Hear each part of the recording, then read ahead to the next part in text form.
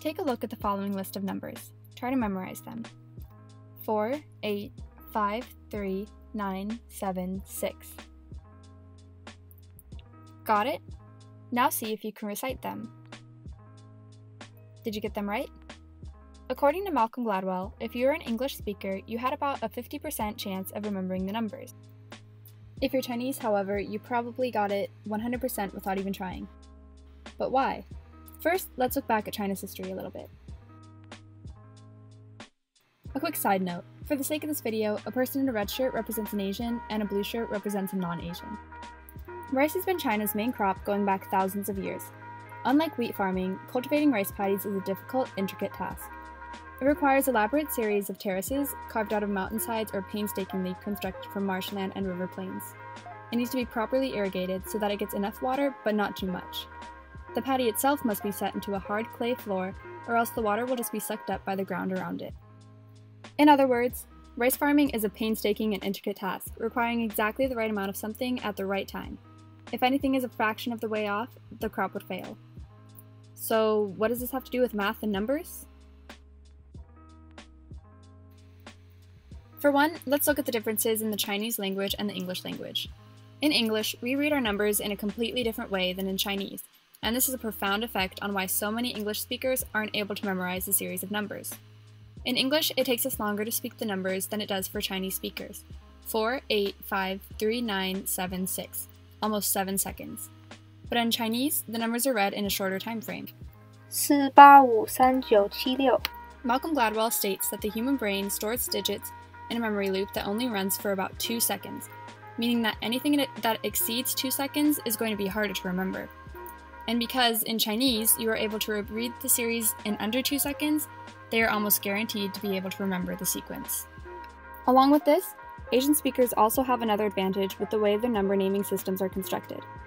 In English, we say numbers like 14, 16, 17, 18, and 19, but 11, 12, and 13 for the numbers before, not 1-teen, 2-teen, and 3-teen like one might expect.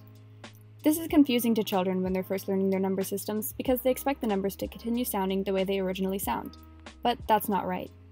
In Asian languages, counting is easier because the numbers do sound like their original numbers. The result is that Asian children learn to count at a much earlier age than American children. According to Gladwell, 4-year-old Asian children can count to 40. American children at that age can only count to 15, and most don't reach 40 until they're 5. Meaning that by the age of 4, Asian children are already an entire year ahead of American children. Children in Asia also learn addition at an earlier age and are able to perform addition problems quicker. The reason for this? It's simple. The actual problem is in the question for Asian speakers, unlike American students, who have to convert the problem to numbers before they can attempt solving it. Malcolm Gladwell gives this example. Ask an English-speaking 7-year-old to add 37 plus 22 in her head. It's nearly impossible to do right off the bat. She needs to picture the numbers before she can solve the problem. Now, ask an Asian child to add 3 10s 7 and 2 10s 2. The equation is there, set up and ready to go. No number translations are needed. The answer is 5 10 9s, 59. So, what does this have to do with rice paddies? Well, we already stated the difficulty of maintaining the paddies, and as years went by, it became even more difficult to keep up with production of crops in other parts of the world. So rice farmers improved their yields by becoming smarter, by being better managers of their own time, and by making better choices. So basically, instead of being lazy like their Western counterparts and buying machines to replace human labor, the Chinese farmers stressed the importance of hard work to improve. The belief transferred from generation to generation, so that, according to Gladwell, one main reason Asian students do so much better than American students is because they were taught that the best way to get work done is through hard work and perseverance. A professor named Alan Schoenfield did a test on subjects to see how they solve math problems. In particular, one of his subjects, Renee, was trying to solve a math problem in which she is trying to get a vertical slope.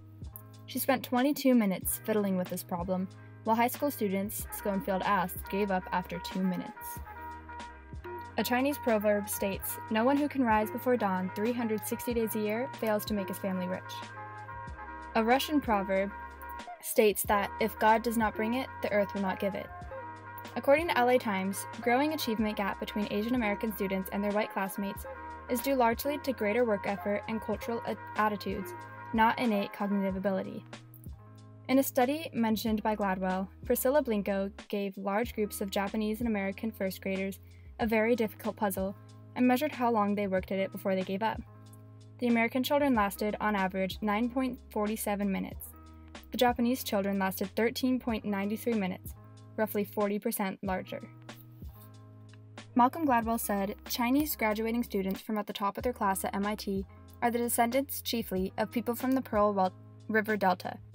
He also points out that the lowest achieving Chinese Americans are the Suyat people who come from the edges of the Delta where soil was less fertile and agriculture less intense. But having a rice culture really has nothing to do with the performance of the students.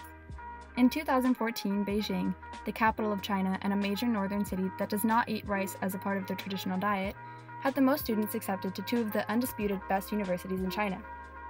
While Canton, where Pearl River Delta is located, is only ranked 16th in number of students accepted to both universities. So why are the most top graduating students at MIT Southern Chinese? Simple. It's because most Chinese immigrants in the United States are from Southern China to begin with. So it is not surprising that top graduating students at MIT are Southern Chinese. This is a much bigger population base to begin with.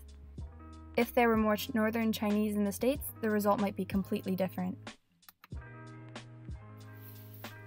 So, according to Gladwell, Asians have a built-in advantage when it comes to math. They can hold more numbers in their head, do calculations faster, and can understand fractions with relative ease.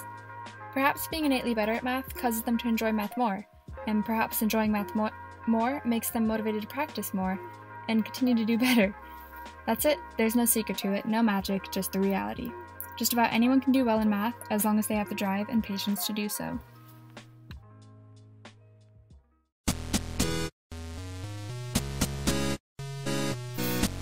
Thanks for watching!